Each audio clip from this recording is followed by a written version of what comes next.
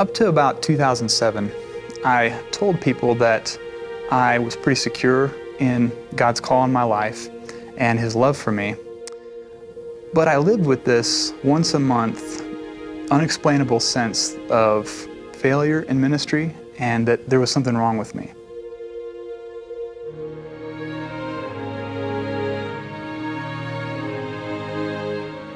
But God had really done a lot to speak to my identity early on in my journey.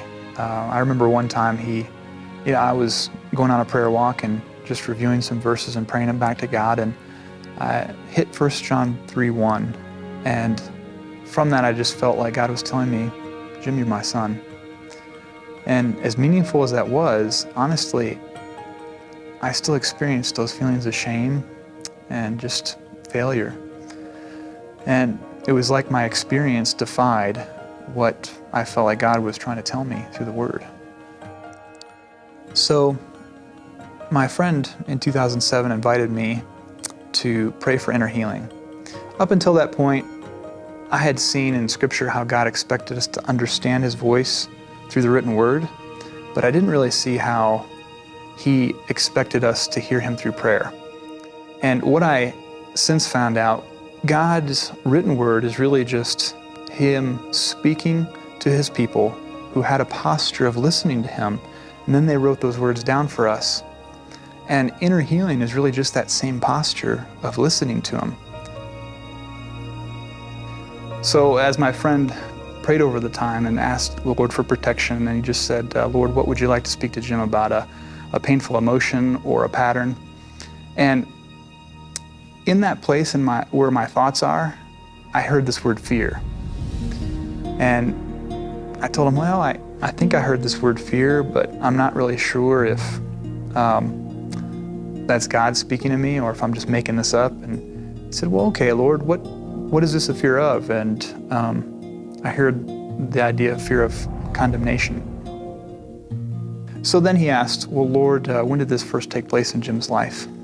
I was brought to a hazy memory of my childhood living room, and my dad is in his familiar chair, and he's reading his paper, and I don't dare interrupt him, and I really shouldn't leave the room. And my dad was always, pretty angry and distant, and so I think I concluded as a kid that, why is my dad always upset?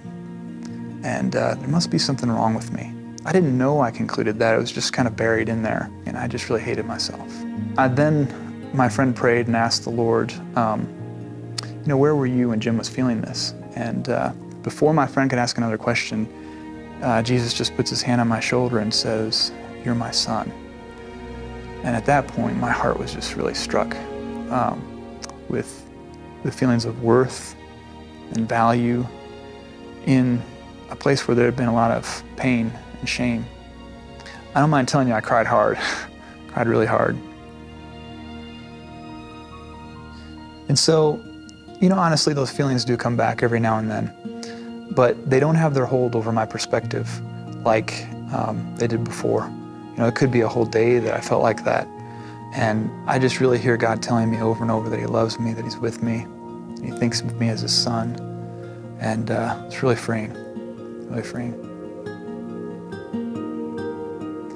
And, God's allowed me the privilege of praying with some other people, and it's just really neat to see Him helping people experience what He's trying to tell them through the Word. I think we all know truth, but we just have a real hard time experiencing it as true of us.